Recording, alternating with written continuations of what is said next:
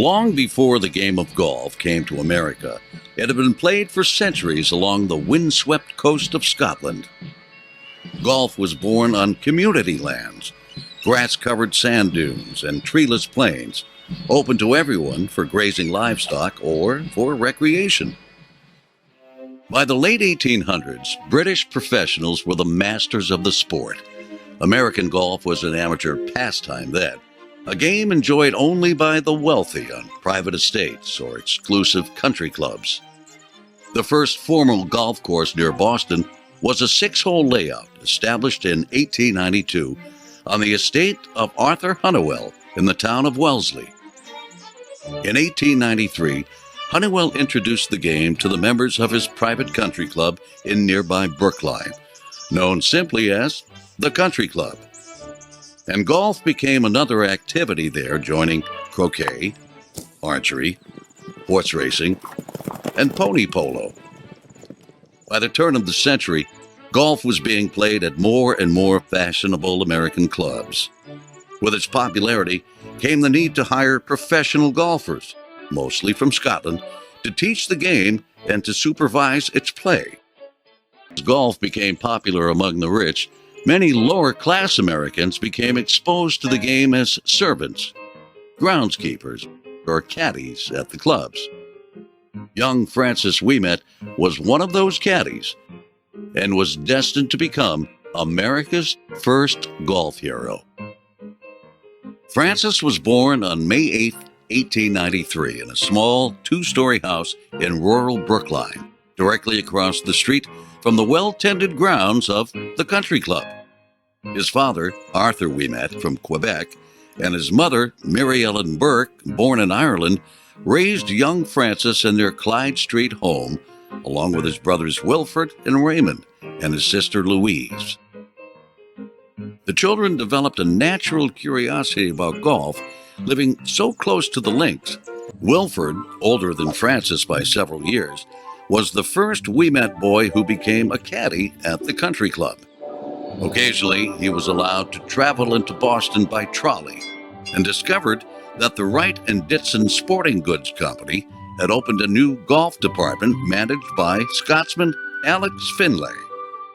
It was there Wilfred learned that he could trade lost golf balls he found while caddying for used golf clubs.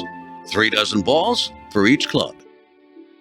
Wilfred gave Francis his first club, a mashie, that he practiced with wherever and whenever he could. Francis and Wilfred spent hours and hours, and at all times of the year, playing with their used clubs and salvaged balls on a simple 3-hole course they created in their backyard and neighboring cow pasture. Rain provided the boys with the perfect cover to sneak onto the Country Club across the street. On wet days, the harder it rained, the better I liked it. We played to our heart's content over the well-kept course without being interfered with. We soon found that our play suffered little in comparison with what we could accomplish in good golf weather, and I soon developed a great deal of confidence in my game when the weather conditions were far from normal. Alex Finlay, the golf expert at Wright and Ditson, came from one of Scotland's oldest golfing communities, the coastal village of Montrose. In 1897, he moved to Boston and established the golf department at Wright and Ditson, the same golf department where Wilfred Ouimet acquired the clubs that he, Francis, and even little brother Raymond played with in their Brookline backyard. When at Wright and Ditson, Finlay became a member of the new Woodland Golf Club in nearby Newton, Massachusetts, and promoted the game of golf throughout America. Finlay's promotions included inviting well-known British professionals to the United States for barnstorming exhibition tours. The great English champion Harry Vardon was on one of those tours in 1900. Vardon had won the Open Championship of Britain 3 times. And while on his 1900 American tour, he entered and won the United States Open. The tour included a stop in Boston. 7-year-old Francis Ouimet had read everything he could about Vardon's tour. Francis was inspired to become a champion like Varden, but never dreamed that he could become a professional. His dream was to win the American Amateur Championship. But that still seemed an impossible dream for a boy like Francis, and his father strongly discouraged him from such lofty visions. Arthur Ouimet could not imagine that his son would ever be accepted by the kind of people who played the amateur game of golf. Country club people, society people, people he encountered as a gardener on the grounds of their estates. Undaunted, Francis continued to practice on his backyard course every day, for hours and hours on end, until darkness or a call from his mother ended his day. When he turned 11, Francis was old enough to caddy at the country club and adapted his backyard practice to mimic the best players he observed.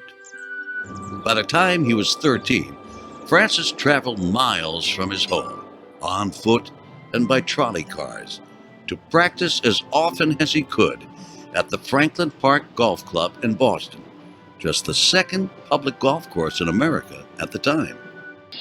Francis entered Brookline High School at age 15, and he joined the golf team, one of only a handful in the entire state. In 1908, American golf pioneer Alex Finlay returned to his hometown of Montrose to ask his friend Charlie Burgess to come to America as the new professional for the Woodland Golf Club. Charlie Burgess, or Che, as he was called by his family, was born in 1873 in Montrose, Scotland, where golf had been played for at least 300 years. One of 9 children, he caddied as soon as he could carry clubs, becoming an excellent young golfer himself.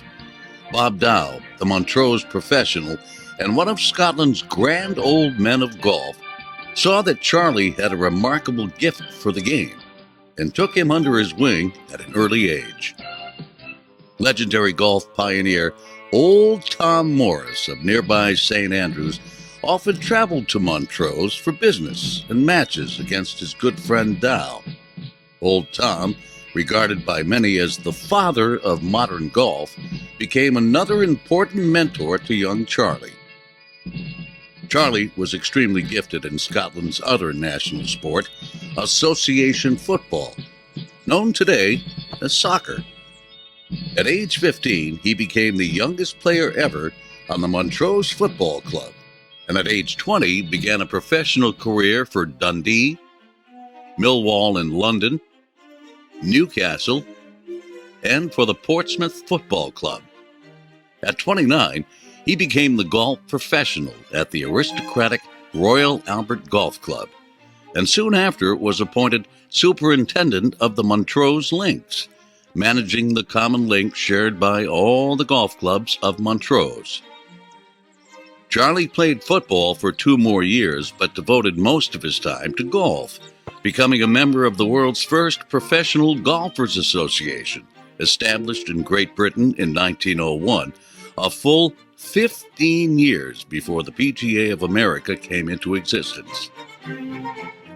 By 1905, he had become an official in the Scottish section of the PGA, the Links champion of Montrose, and a competitor against the greatest golfers of his generation. But it was Burgess's reputation as a great teacher that gained him the most fame. It was said that he could have a beginner making respectable shots after only a few lessons.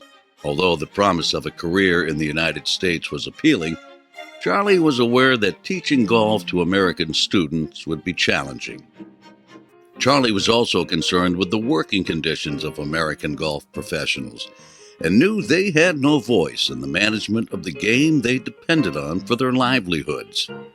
The transplanted Scottish professionals and the handful of homebred pros were on their own, subject to the dictates of the club that hired them and of the United States Golf Association, the governing body of American golf, an organization primarily concerned with the amateur game.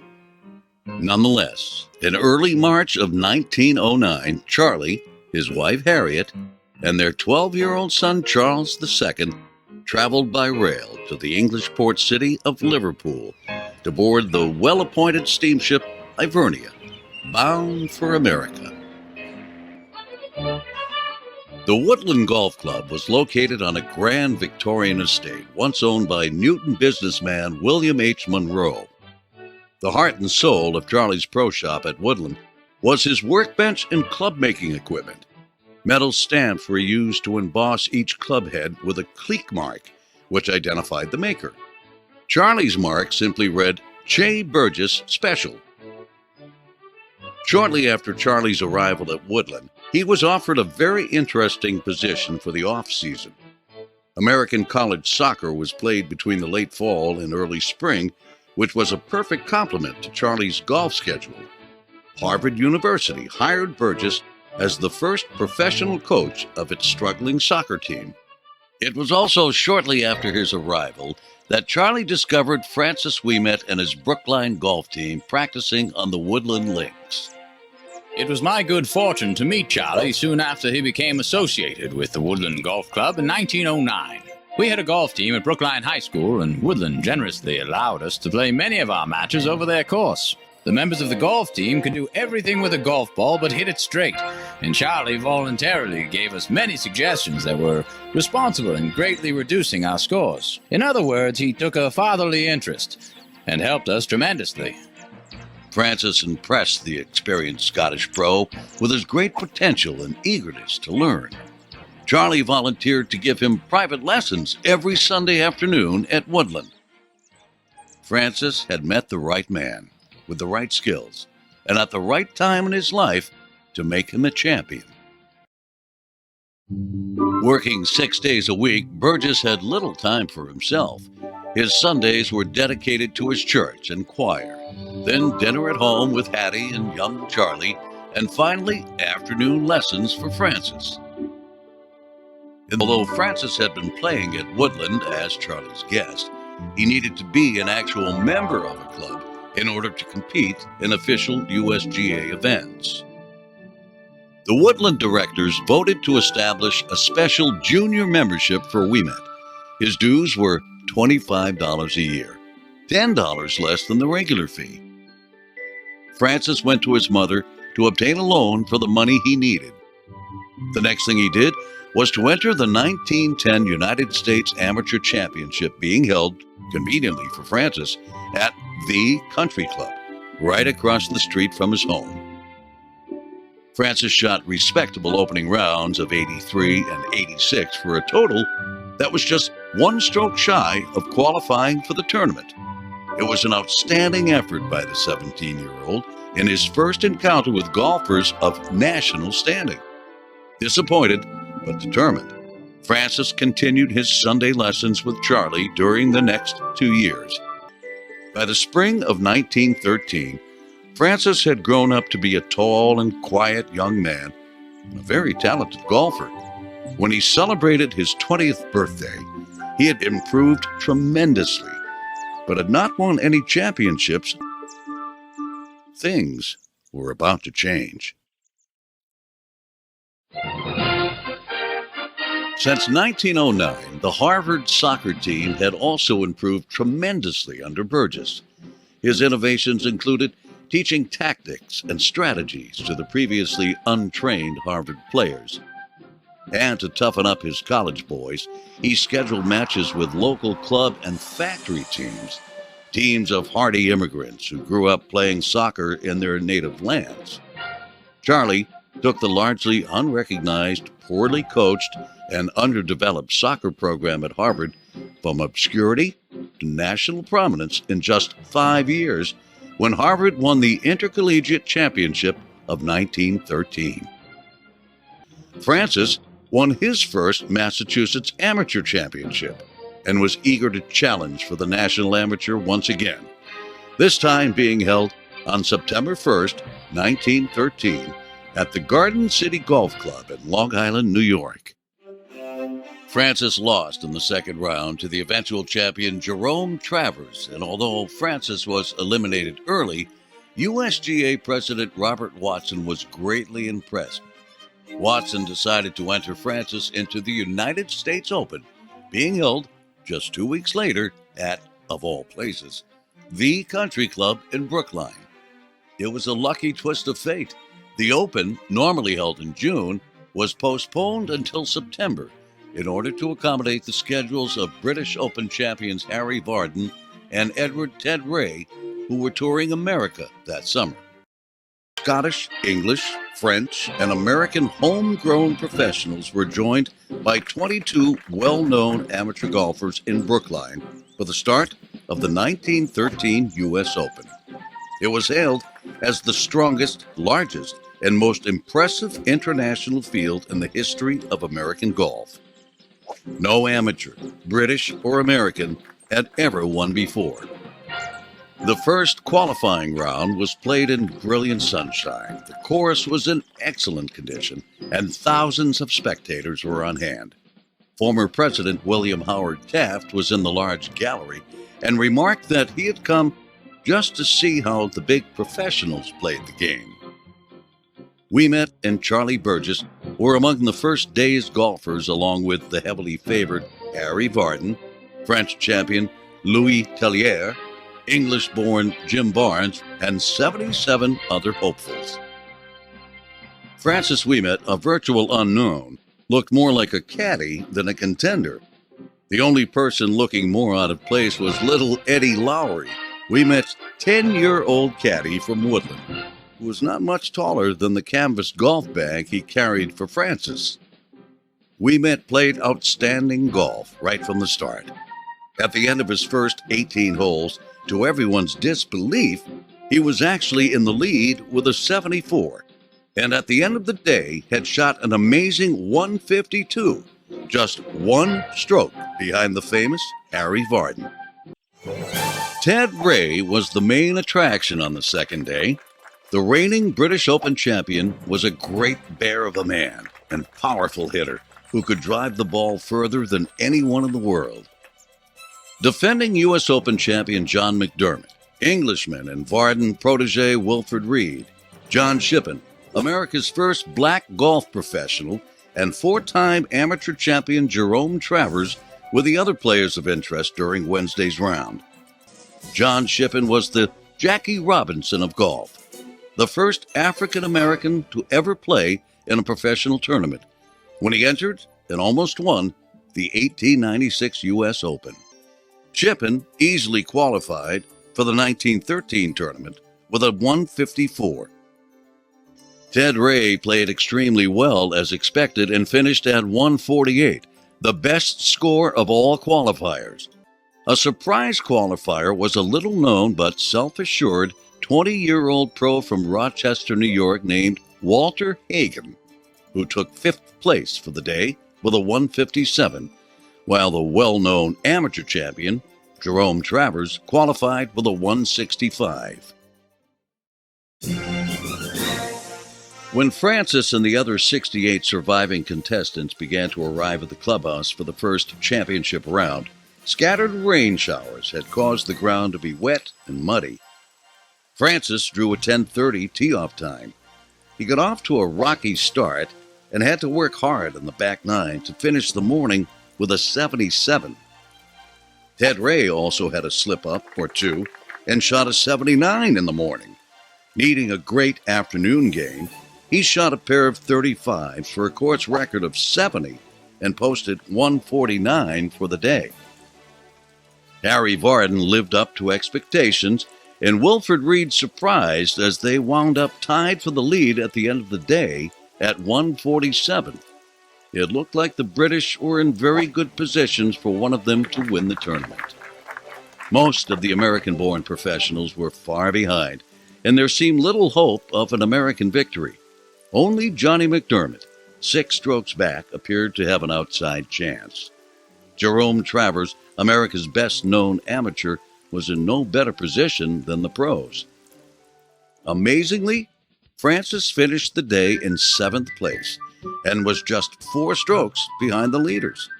He was among the very few American-born players, amateur or professional, who could possibly win. What a strange situation, depending on an amateur to overtake the great professionals Ray and Vardon in a 72-hole competition for a championship title. And that amateur, not even a national figure. just a humble Boston boy who up to this year had not even been considered seriously in the National Amateur. John G. Anderson, reporting for the Boston Globe. Varden, Reed, and Ray had a late dinner, and then retired to the hotel bar for a nightcap with a few other golfers and reporters. The talk went from golf to politics, and at that point, Varden excused himself from the party. Reed and Ray continued to drink and debate. Soon, the two men began to have a heated exchange about everything from golf to the English tax system. Ray seemed unaffected by the incident. Reed, however, was an emotional wreck. He barely slept, finally dozing off in the early hours of the morning, only to be awakened by the sound of a hard, steady rain falling over Boston. The relentless rain that started at 2 in the morning showed no sign of letting up. It was a torrential downpour. Despite the dreadful weather, a good number of spectators were on hand to see the first pair of golfers. Ted Ray and Boston professional Mike Brady tee off just before 9 o'clock. Varden, paired with Wilfred Reed, also had an early tee time. Varden had an excellent morning round, finishing with a 78, remarkable for the adverse conditions. Reed's performance was a disaster. The confrontation with Ray had left him agitated, nervous, and exhausted. He fell off the lead by a colossal 14 strokes. The weather was taking its toll on many of the top players. McDermott gained a stroke on Varden in the morning, but then faded in the afternoon. The Frenchman, Tellier, was in contention until the 12th hole when he slipped and fell making a shot. Many spectators thought that the weather would favor the British players and that Ouimet would be bothered by it, but few knew of his boyhood practice of sneaking onto the country club when the weather was at its worst. On wet days, the hotter it rained, the better I liked it. Despite getting 2 sixes on his first 9, Francis shot a fantastic 38 and then an incredible 36 in dreadful conditions, to finish the morning with a 74 that, to everyone's amazement, tied him for the lead with 18 more holes left to play. Francis, seemingly unaffected by the rain and the huge gallery that was swelling around him, set off for his final round with the same sense of purpose that had served him so well so far. Incredibly, Harry Varden and Ted Ray finished the national championship with scores of 304 each, setting the stage for a head-to-head playoff between golf's biggest stars. As they retired to their quarters to post their official scores, Francis was still out on the course and had just holed a 30-foot putt for a 3 on the 13th green. Ouimet made par in the next 3 holes, the crowd around him growing increasingly hopeful. In order to tie Varden and Ray for the championship, Francis needed to shoot 1 under par for the final 2 holes. Francis drove off on the final hole with a gusto that showed his heart, nerve, and ability were all behind it. It was an amazing show of determination for Francis under almost impossible circumstances. His second shot landed on the green, giving him a fairly long putt and the possibility of a birdie for the win. The putt missed, and the ball ran by the hole by 5 feet. But Francis appeared undisturbed, went up to the ball, and calmly stroked it into the cup for his par and a 3-way tie for the United States Open Championship. The crowd went wild, rushed onto the green, lifted the unsung amateur onto their shoulders, and surrounded little Eddie.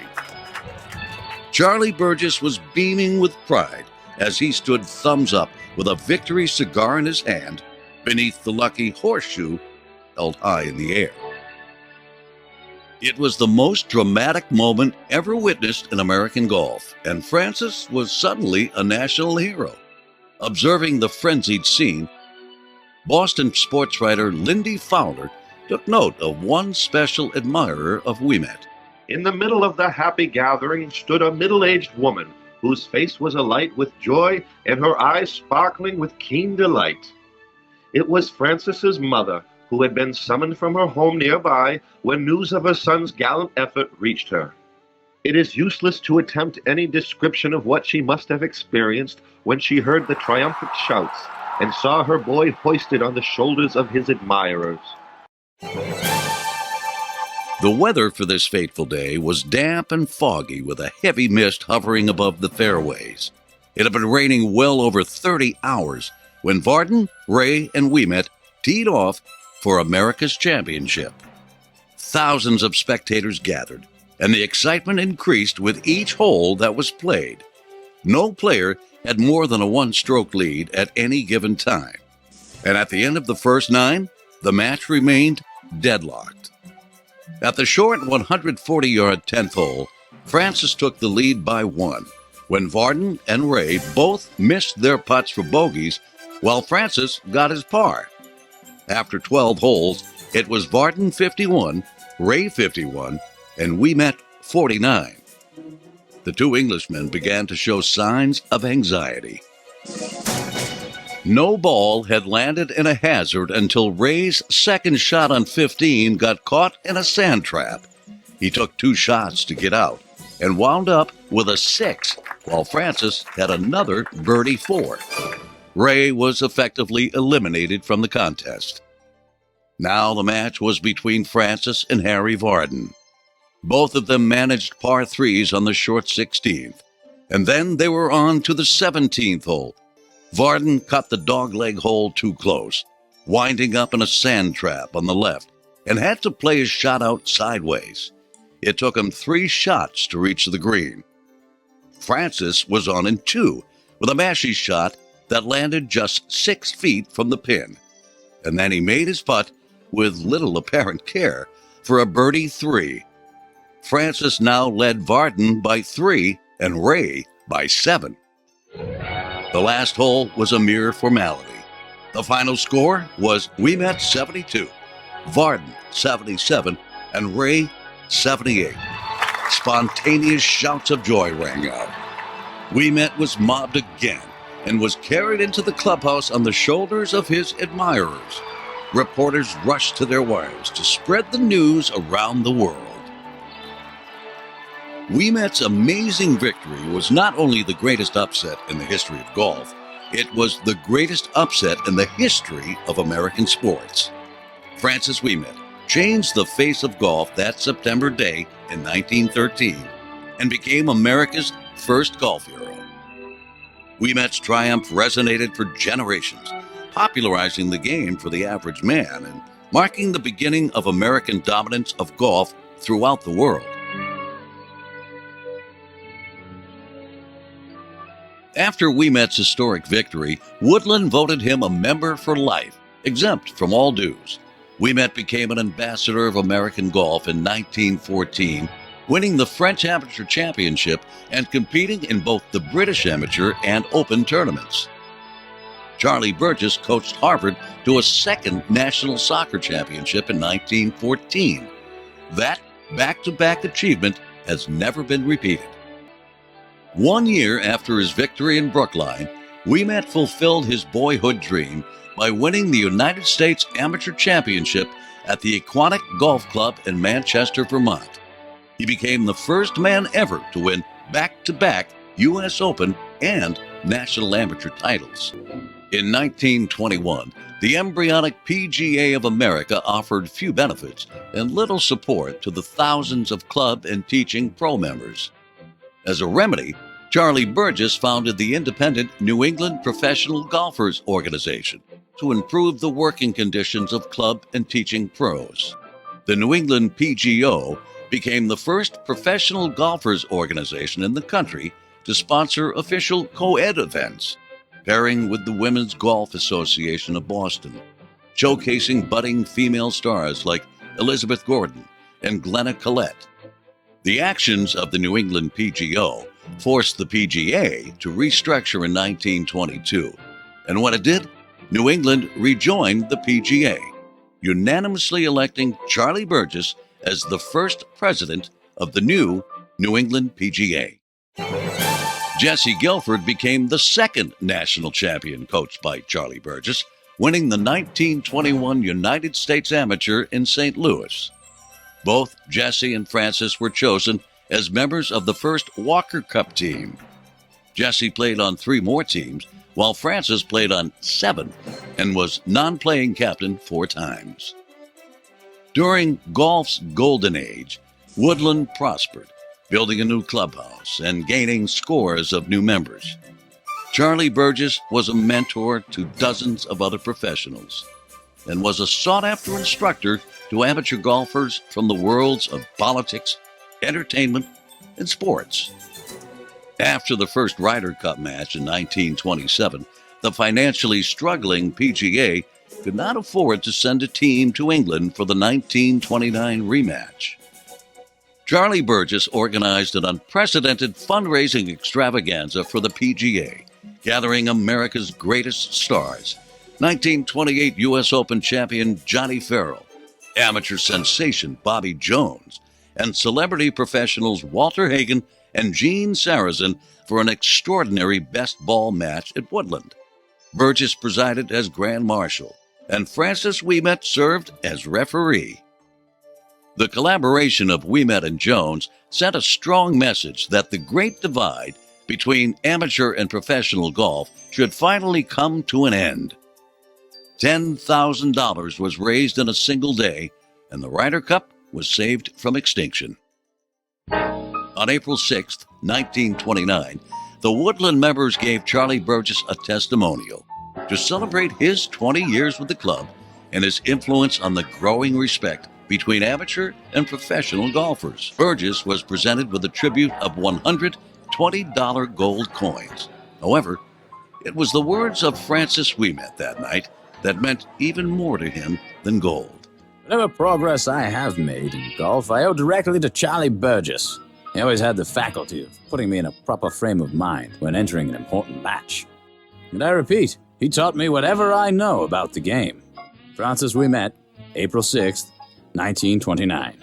Ouimet recaptured the National Amateur at the Beverly Country Club in Chicago in September of 1931, 17 years after his victory in Vermont, and credited his success to his mentor once again.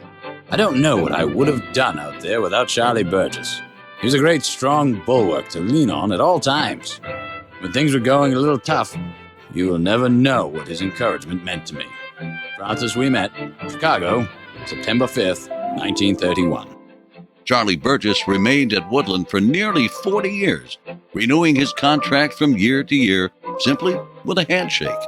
During the difficult years of the Great Depression and World War II, Burgess mentored still another great young golfer, Stanley Ted Bishop, who captured the 1946 Massachusetts, New England, and United States Amateur Championships.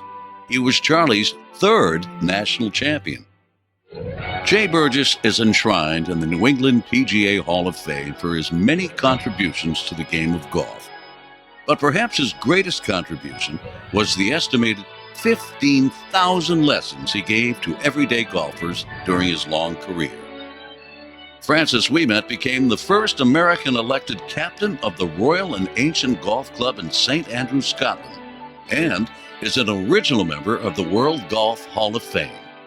Through his dedication, practice, and perseverance, Francis Ouimet, the young boy with a dream, inspired countless others, while making his dream and many more come true.